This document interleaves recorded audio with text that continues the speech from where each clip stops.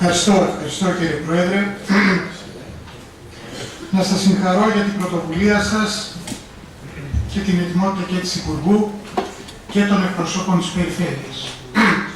Το πρόβλημα είναι τέτοιας εμβέλειας και τόσο μεγάλης σοβαρότητας, ώστε δεν υπάρχει περίπτωση να αντιμετωπιστεί αν δεν συνεργαστούν και οι τρεις βαθμοί διοίκηση, κεντρικό κράτος, περιφερειακή διοίκηση και πρωτοβάθμια τοπική αυτοδιοίκηση. Επομένως, από αυτή την άποψη, η παρουσία και του Υπουργού και η εκπροσώπηση των περιφερειών είναι πάρα πολύ σημαντική. Δεύτερον, ξέρουμε πάρα πολύ καλά ότι το πρόβλημα αυτό είναι ένα πρόβλημα το οποίο ουσιαστικά έχει εμφανιστεί με την οξύτητα που έχει εμφανιστεί από τα τέλη περίπου της δεκαετίας του 90. Εγώ το έζησα ήδη από τον Οκτώβριο του 1998 και συνεχίζω να το ζω. Στην αρχή τότε ως βοηθός συνήγορος του πολίτη, το 2003 ως συνήγορος του πολίτη και από το 2011 ως Δήμαρχος Αθηναίων. Και δυστυχώς αυτό που θα πω είναι αυτό το οποίο αφορά οποιαδήποτε κρίση κάνει κανείς για τα πράγματα στη χώρα μας τα τελευταία χρόνια, είναι ότι δεν έγινε τίποτα ουσιαστικό από αυτά που θα έπρεπε να γίνουν. Μικρές σποραδικές προσπάθειες, που όταν το πρόβλημα οξύνεται, βλέπουμε ότι δεν υπάρχουν. Αρκεί να λεχθεί ότι σε αυτή τη χώρα δίναν πολιτικό άσυλο, και αυτό ήταν σε όλη την Ευρώπη το μεγαλύτερο αρνητικό ρεκόρ, σε λιγότερο από 1% από τα άτομα που το ζητούσαν. Λιγότερο από 1%. Παραβιάζοντας τις διεθνείς συνθήκες, παραβιάζοντας την νομοθεσία της Ευρωπαϊκής Ένωσης. Τους σπρώχναμε και αυτό κάτω από το χαλί. Τους σπρώχναμε κάτω από το χαλί σιγά σιγά το γεγονός ότι άρχισαν να υπάρχουν μεταναστευτικές ροές ανάμεικτες με τις ροές των προσφύγων. Και έτσι πρέπει να το δούμε το ζήτημα. Οι ροές είναι ανάμεικτες. Μη μας ξεγελάει το γεγονός ότι τώρα υπάρχει μια έξαρση στο πρόβλημα της Συρίας ή της Λιβύης και πλειοψηφούν οι πρόσφυγες, ενώ τα προηγούμενα χρόνια ήταν μετανάστες άνθρωποι που γύρευαν ένα καλύτερο μέλλον, και αποδεικνύεται ότι είναι μεικτές οι ροές και πρέπει να τις αντιμετωπίσουμε ως τέτοιες, και από το γεγονός ότι αυτοί που έρχονται, όπως είπε η κυρία Υπουργός, στην πλειονότητα τους δεν ζητάνε άσυλο εδώ. Και πώς λοιπόν όσο παραμένουν στη χώρα πρέπει να τους αντιμετωπίζει η ενόμη τάξη, ως παράνομα ευρισκόμενους στη χώρα μας αλλοδαπούς. Το πρόβλημα λοιπόν είναι κοινό και στις δύο περιπτώσεις. Και πρέπει πρώτα απ' όλα, όχι χρονικά, αλλά κυρίως ουσιαστικά να αντιμετωπιστεί στο επίπεδο της Ευρωπαϊκής Ένωσης. Χτες όταν το είπα σε μια συζήτηση στη τηλεόραση, ο κύριος Βορύδης μου είπε ότι είμαι ουτοπικός και ότι δεν πρόκειται να το δεχτούν οι Ευρωπαίοι. Το Δουβλίνο 2 που υποχρεώνει τον μετανάστη να παραμένει στη χώρα αρχικής εισόδου, εκεί που υπέβαλε αρχικά το αίτημα ασύλου, δεν μπορεί για μεγάλο καιρό, μεγάλο χρονικό διάστημα να αντέξει. Ακριβώς γιατί είναι πλέον μαζική εισέλευση προσφύγων. Δεν είμαστε στα παλιά τα χρόνια που υπήρχαν λίγοι και μπορούσε να πει θα παραμείνουν στις χώρες του Ευρωπαϊκού Νότου. Τώρα το βάρος πρέπει να μοιραστεί. Και γι' αυτό πρέπει να αναζητήσουμε πολύ μεθοδικά και επίμονα την ευρωπαϊκή αλληλεγγύη σε αυτό το ζήτημα. Και υπάρχει ένα συγκριτικό πλεονέκτημα ότι έχουμε επίτροπο στο θέμα του μεταναστευτικού, που είναι από χώρα του Ευρωπαϊκού Νότου, και τολμώ να πω και δήμαρχος, πρώην δήμαρχος Αθηναίων, και το γνωρίζει το πρόβλημα. Αλλά έτσι όπως ζητάμε αλληλεγγύη από τις υπόλοιπες ευρωπαϊκές χώρες σε αυτό το θέμα και να κατανεμηθεί το βάρος και η ευθύνη, έτσι πρέπει να λειτουργήσουμε και στο εσωτερικό της χώρας. Δεν είναι αποδεκτό να εμφανίζεται οποιοσδήποτε από οποιαδήποτε περιοχή της χώρας και να λέει μακριά το πρόβλημα από τη δική μου αυλή και ας πάει όπου πρέπει, όπου αλλού είναι. Αυτό είναι απαράδεκτο.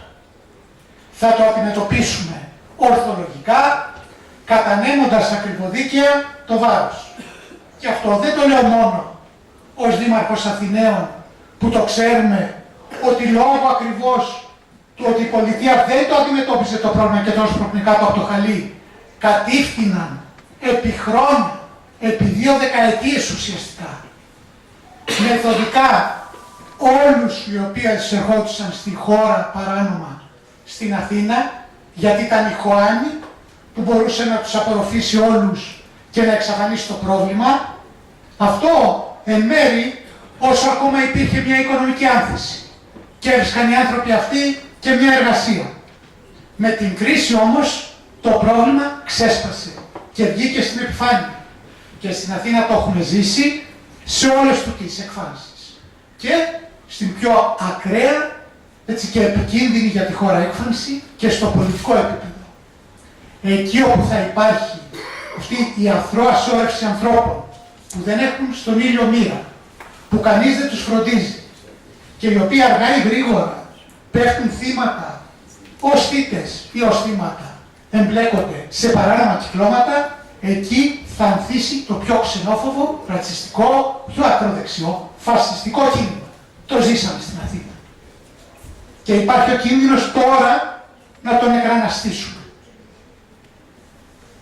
Είναι απαράδεκτο το γεγονός ότι άνοιξαν οι καταπέλτες από τα καράβια και εμφανιζόταν αυτό το θέαμα, εκατοντάδες άνθρωποι να αφήνονται και να σειραίουν στην Αθήνα και στον Πειραιά. Γιατί είτε το θέλουμε είτε όχι, όπως και όταν άνοιξε η Αμυγδαλέζα, έφυγε ένα μήνυμα προς τα έξω. Και αυτό πρέπει να το προσέξουμε. Από εκεί και πέρα το ότι μπορεί να υπάρχουν συγκυριακοί λόγοι, οι οποίοι αυτή τη στιγμή να εκθρέφουν ένα κύμα προσφύγων, ναι. Αλλά να ξέρουμε ότι δεν είναι ούτε χτεσινό, ούτε σημερινό, ούτε αυριανό το πρόβλημα. Θα είναι για τις επόμενες δεκαετίες. Έστω και μόνο για τους λόγους της κλιματικής αλλαγής. Και κάποτε η έννοια πολιτικός πρόσφυγας και παράτυπος μετανάστης, αυτή η διαφορά θα εκλείψει. Δεν θα λες εγώ αυτόν τον άνθρωπο τον προστατεύω ή τον δέχομαι επειδή στη χώρα του έχει εμφύλιο πόλεμο και δεν τον προστατεύω άμα υπάρχουν απαράδεκτες συνθήκες ξηρασίας που δεν μπορεί να ζήσει κανείς. Αυτό είναι το μέλλον. Και γι' αυτό θέλει μια σοβαρότητα από τη χώρα μας. Γιατί είμαστε πύλη εισόδου. Και γι' αυτό θέλει αλληλεγγύη. Και στα τρία επίπεδα της διοίκησης και στην τοπική αυτοδιοίκηση μεταξύ τους. Τώρα, τι πρέπει να γίνει? Αμέσως. Έως ότου βρούμε χώρους και ξέρουμε τους ρυθμούς με τους οποίους θα λειτουργήσει η δημόσια διοίκηση, κυρία Υπουργέ. Δεν είστε εξοικειωμένοι, επιτρέψτε μου να το πω, αλλά βρίσκεται ένα χάος. Έτσι, είναι διαλυμένη η κεντρική δημόσια διοίκηση. Ό,τι μένει στη χώρα είναι από την τοπική αυτοδιοίκηση. Αλλά και αυτή έχει τα ωριά της, γιατί η τοπική αυτοδιοίκηση έχει κρατήσει, όπως είπε και ο κύριος Φιλίππου, αυτή τη στιγμή με τις κοινωνικές δομές της, βοηθάει τον πληθυσμό. Με συσίτια, με άστεγους, με τις κοινωνικές πρόνοιες σε όλες τις εκφάνσεις, τα πάντα. Είναι βασικό καθήκον της πολιτείας να βρει χώρους.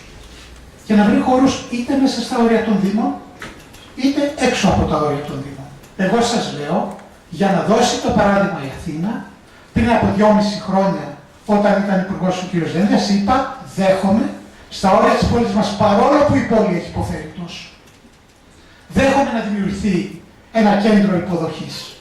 Για να δώσω το παράδειγμα ότι όλοι πρέπει να το κάνουμε αυτό. Ποιος έχει χώρους αυτή τη στιγμή? Έχει ο στρατός. Έχει εγκαταλελειμμένα ή πολυλειτουργούντα στρατόπεδα. Έχει κατασκηνώσεις όπου εποχιακά πάνε οι αξιωματικοί. Έχει το μετοχικό ταμείο αεροπορίας, λόγω χάρη, για να δείτε ότι δεν αποκρούω την Αθήνα ως χώρο φιλοξενίας. Το μετοχικό ταμείο αεροπορίας έχει αυτή τη στιγμή κλειστό ξενοδοχείο στην Ομόνια, το μοιράζει. Το οποίο πρέπει να το διαθέσει. Υπάρχουν λοιπόν χώροι, κλειστοί και ανοιχτοί. Η τοπική αυτοδιοίκηση πρέπει να συνδράμει, γιατί κακά τα ψέματα, στους ώμους μας θα πέσει πάλι το πρόβλημα. Όπως πέφτει στους ώμους της Αθήνας, ουσιαστικά πέφτει και στους ώμους των νησιών. Και πρέπει να το κάνουμε ορθολογικά αυτό το πράγμα. Λοιπόν, αμέσως χώροι που υπάρχουν να βρεθούν, ο Δήμος Αθηνών από την πλευρά του εγώ δεσμεύομαι ότι μπορούμε να προσφέρουμε εγκαταστάσεις υποδομή Και αφού μας δώσει και η Εκκλησία την πρωτήρια όπως τη δίνει, να δώσουμε σίτια για εκατοντάδες, τολμώ να πω και για χιλιάδες ανθρώπους αν χρειαστεί. Έτσι, ο καθένας αυτό που μπορεί. Αλλά δεν υπάρχει το όχι στην αυλή μου. Λοιπόν, σας ευχαριστώ, έτσι και επιφυλάσσω. Ευχαριστώ και εγώ τον Δήμαρχο.